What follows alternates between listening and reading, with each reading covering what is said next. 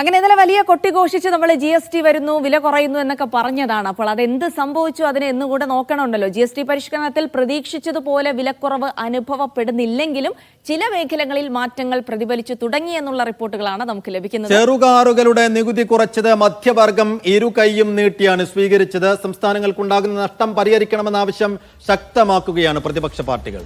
എന്തായാലും നമുക്ക് തത്സമയം വിവരങ്ങൾ തന്നെ നോക്കേണ്ടതുണ്ട്. ഡൽഹിയിൽ നിന്ന് സജു തോമസ്, ഒപ്പം തന്നെ തിരുവനന്തപുരത്ത് നിന്ന് സനിസ, ശോഭ ചന്ദ്രൻ എന്നിവരാണ് വിവരങ്ങൾ നൽകുന്നത്. ആദ്യം നമുക്ക് ഡൽഹിയിലേക്ക് പോകാം, പഹാഡ്ഗഞ്ചിലേക്ക് പോകാൻ ഇന്നലെ നിരന്തരമായി പറഞ്ഞുകൊണ്ടിരുന്നു. അതെ, രാവിലെ പഹാഡ്ഗഞ്ചിലേക്ക് പോകാമെന്ന് പറഞ്ഞ് സജു ഞങ്ങളെ പറ്റിച്ചതാണ്. പക്ഷേ ഇന്ന് രാവിലെ പോയിട്ടില്ല എന്ന് ഞങ്ങൾക്ക് മനസ്സിലാക്കുന്നു ഞങ്ങൾ, കാരണം ബാക്ക്ഗ്രൗണ്ടിൽ പഹാഡ്ഗഞ്ച് കാണുന്നില്ല. പക്ഷേ എങ്കിൽ കൂടിയും പഹാഡ്ഗഞ്ചിൽ ഒരു സ്ഥിതിവിശേഷം എന്താണെന്ന് സജു ഒരു പക്ഷെ കളക്ട് ചെയ്ത് വെച്ച് കാണും അല്ലേ?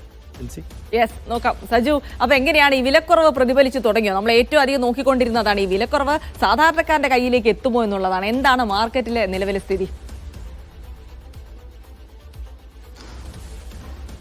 ജൽസി, സൈഫു, എന്തായാലും ഇന്നലെ നമ്മൾ പഹാഡ്ഗഞ്ച് മാർക്കറ്റിലേക്ക് എത്തിയത് 11 മണിയോട് കൂടിയാണ്. പ്രത്യേകിച്ച് ഇവിടുത്തെ അറിയാം, സൈഫുവിന് അറിയാം, ഇവിടുത്തെ ഒരു അവസ്ഥ അറിയാം. അതായത് ഏറെ താമസിച്ചുറങ്ങുന്ന ഒരു നഗരമാണ് ഡൽഹി എന്ന് പറയുന്നത്. അപ്പോൾ അതുകൊണ്ട് തന്നെ രാവിലെ ഒരു 10-11 മണിയോട് കൂടിയാണ് ഇവിടുത്തെ നഗരങ്ങളൊക്കെ ഒന്ന് ആക്റ്റീവായി വരിക, ജനങ്ങളൊക്കെയും മാർക്കറ്റുകളിലേക്ക് എത്തുക ഒരു 10-11 മണിയോട് കൂടിയാണ്. എന്തായാലും ഇന്നലെ നമ്മൾ വിവിധ മാർക്കറ്റുകളൊക്കെയും പോയി കണ്ടപ്പോൾ അവിടെ മനസ്സിലായത് ഈ വിഷയങ്ങളുമായി ബന്ധപ്പെട്ട് ജനങ്ങൾക്ക് ധാരാളം കാര്യങ്ങൾ പങ്കുവെക്കാറുണ്ട്. പ്രത്യേകിച്ച് കഴിഞ്ഞ 8 വർഷമായിട്ട് ഇത്തരത്തിലുള്ള നികുതി ഇളവ്, വലിയ രീതിയിലുള്ള നികുതി ഇളവില്ലായിരുന്നു. അതിപ്പോൾ നടപ്പിലാക്കിയെങ്കിൽ പോലും അതുമായി ബന്ധപ്പെട്ട ഒരു പൊരുത്തക്കേടുകൾ ഇപ്പോഴും നിലനിൽക്കുകയാണ്. പ്രത്യേകിച്ച് ഈ പഴയ പ്രിന്റിങ്ങിനുള്ള വില തന്നെയാണ് ഇപ്പോഴും സാധനങ്ങൾക്കുള്ളത്. ഇന്നലെ മുതൽ പുറത്തിറങ്ങിയ സാധനങ്ങൾക്ക് മാത്രമാണ് പുതിയ വില വരിക. ഇതിനു മുൻപ് ഈ ഷോപ്പിംഗ് മോളുകളിലും മറ്റെല്ലായിടങ്ങളിലും ഇരിക്കുന്ന എല്ലാ വസ്തുക്കളിലെയും പ്രിന്റ് ചെയ്തേക്കുന്ന വില മുൻപ് പ്രിന്റ് ചെയ്ത പഴയ വിലയാണ്. അപ്പോൾ ആ ഒരു പ്രതിസന്ധി ഇപ്പോൾ നിലനിൽക്കുകയാണ്. അതിപ്പോൾ ഈ ഷോപ്പിംഗ് മോളുള്ള കാര്യം എല്ലാ സ്ഥലങ്ങളിലും എത്തുന്ന ജനങ്ങൾ നമ്മോട് പങ്കുവയ്ക്കുന്ന ഒരു ആശങ്ക അതാണ്. വിലക്കുറഞ്ഞു എന്ന് പറയുമ്പോൾ പോലും കൃത്യമായിട്ട് അത് തങ്ങളിലേക്ക്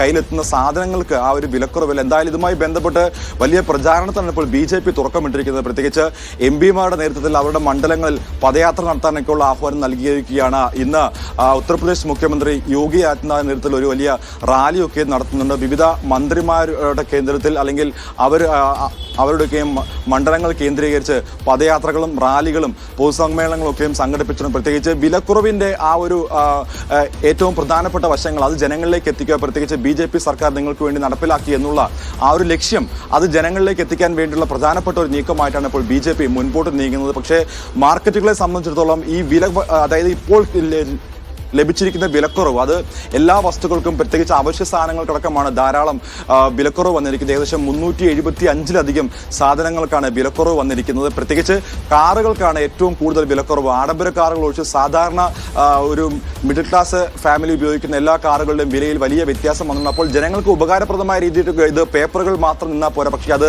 പ്രാബല്യത്തിൽ വരണം. പ്രത്യേകിച്ച് മാർക്കറ്റുകളാണ്, നമുക്കറിയാം ലോകത്തെ ഏറ്റവും വലിയ ജനാധിപത്യ രാജ്യമാണ് ഇന്ത്യ. അപ്പോൾ അത്തരത്തിൽ വലിയ പ്രതിസന്ധികൾ നിലനിൽക്കുന്നുണ്ട്.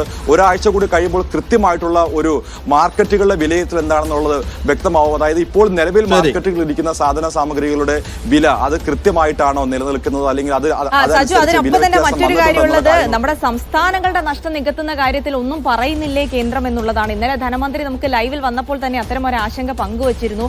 അപ്പോൾ സ്വാഭാവികമായിട്ടും സംസ്ഥാനങ്ങൾ ഈ നഷ്ടം സഹിക്കണോ എന്നുള്ളൊരു ചോദ്യം ഉയരുന്നുണ്ട്. അതിൽ കേന്ദ്രത്തിന്റെ എന്തെങ്കിലും നിലപാട് അത് പോസിറ്റീവായിട്ട് സംസ്ഥാനങ്ങൾക്ക് വരുന്നുണ്ടോ സജു? അതുമായി ബന്ധപ്പെട്ട് എന്തായാലും കേന്ദ്ര സർക്കാർ അനുഭാവപൂർണ്ണമായിട്ടുള്ള ഒരു നടപടി സ്വീകരിക്കും എന്നുള്ള കാര്യത്തിൽ എന്തായാലും അത്തരമൊരു നടപടി എന്തായാലും കേന്ദ്രത്തിന്റെ ഭാഗത്തുനിന്ന് ഉണ്ടാവാൻ സാധ്യതയില്ല. പ്രത്യേകിച്ച് 55-ാം GST കൗൺസിൽ കൂടിയപ്പോൾ ഇത്തരം ആവശ്യങ്ങളാണ് ഈ പ്രതിപക്ഷ സംസ്ഥാനങ്ങൾ മുന്നോട്ട് വെച്ചത്. പ്രത്യേകിച്ച് BJP ഇതര സംസ്ഥാനങ്ങളാണ് പ്രധാനമായിട്ടും ഈ ഒരു ആവശ്യം മുൻപോട്ട് വെച്ചത്. 93,000 കോടി രൂപയുടെ നഷ്ടമാണ് ഓരോ സംസ്ഥാനങ്ങൾക്കും വരുന്നത്. അപ്പോൾ അതുകൊണ്ട് തന്നെ ഇത് നികത്താൻ വേണ്ടി, നഷ്ടപരിഹാര തുക നികത്താൻ വേണ്ടിയുള്ള നടപടികൾ കേന്ദ്ര സർക്കാർ നടപ്പിലാക്കണമെന്നുള്ള ആവശ്യം അവർ മുന്നോട്ട് വെച്ചത്. പ്രത്യേകിച്ച് കോൺഗ്രസ് അടക്കമുള്ള പ്രതിപക്ഷ പാർട്ടികൾ ഇതേ ആവശ്യം തന്നെയാണ് മുൻപോട്ട് വെച്ചത്. പക്ഷേ അത് അംഗീകരിക്കാൻ സാധ്യതയില്ലെന്നാണ് നിലവിൽ മനസ്സിലാക്കാൻ സാധിക്കുന്നത്. അത് അംഗീകരിക്കുകയാണെങ്കിൽ ലക്ഷക്കണക്കിന് രൂപയുടെ നഷ്ടമാണ് കേന്ദ്ര സർക്കാരിന് വരുവാൻ പോകുന്നത്. അപ്പോൾ അത്തരമൊരു നടപടി എന്തായാലും കേന്ദ്രം സ്വീകരിക്കാൻ സാധ്യതയില്ല. അത് തന്നെയാണ് നമ്മളോട് എല്ലാവരും പങ്കുവെക്കുന്നത്. അതിപ്പോൾ സാധനം വാങ്ങാൻ വരുന്നവരാവട്ടെ, വിൽക്കാൻ നിൽക്കുന്നവരാവട്ടെ, എല്ലാവരും പങ്കുവെക്കുന്ന ഒരു ആശങ്ക അത് തന്നെയാണ്. ഈ പഴയ സാധനങ്ങൾ, പഴയ വിലയ്ക്ക് പ്രിന്റ് ചെയ്ത സാധനങ്ങൾ എന്ത് ചെയ്യും? ആ വിലയ്ക്ക് ഇനി വിൽക്കാൻ പറ്റുമോ, അല്ലെങ്കിൽ ആ വിലയ്ക്ക് ജനങ്ങൾ സാധനങ്ങൾ വാങ്ങുമോ എന്നുള്ള ആശങ്ക നിലനിൽക്കുകയാണ്. അതിന് ഏറ്റവും പ്രധാനപ്പെട്ട ഒരു ആവശ്യം എന്ന് പറയുന്നത് നഷ്ടപരിഹാര തുക, ഈ സാധനങ്ങളുടെ നഷ്ടപരിഹാര തുക അത് കൃത്യമായിട്ട് സംസ്ഥാനങ്ങൾക്ക് നൽകണം എന്നുള്ളതാണ്. പ്രധാനപ്പെട്ട എല്ലാ സംസ്ഥാനങ്ങളും, പ്രത്യേകിച്ച് പ്രതിപക്ഷ സംസ്ഥാനങ്ങളൊക്കെയും ആവശ്യപ്പെട്ടത് തന്നെയാണ്. എന്തായാലും GST കൗൺസിലിൽ ധനമന്ത്രി ഈ കാര്യത്തെപ്പറ്റി ഇത്തരം ആവശ്യങ്ങൾ മുൻപോട്ട് വെച്ചപ്പോൾ അത് അംഗീകരിക്കില്ല, അല്ലെങ്കിൽ അത് കൃത്യമായി പരിശോധിക്കാം എന്നുള്ള ഒരു നടപടി അല്ലെങ്കിൽ ആ ഒരു പ്രഖ്യാപനം മാത്രമാണ് എന്തായാലും കേന്ദ്ര സർക്കാരിന്റെ ഭാഗത്തുനിന്ന് ഉണ്ടായിരിക്കുന്നത്. എന്തായാലും ഈ വിലക്കുറവ് കൊടുത്ത സമയത്ത് സൈഫു സംസ്ഥാനങ്ങൾക്ക് കൂടെ ഒരു അടി അങ്ങോട്ട് കേന്ദ്രം കൊടുത്തു എന്നുള്ളതാണ്.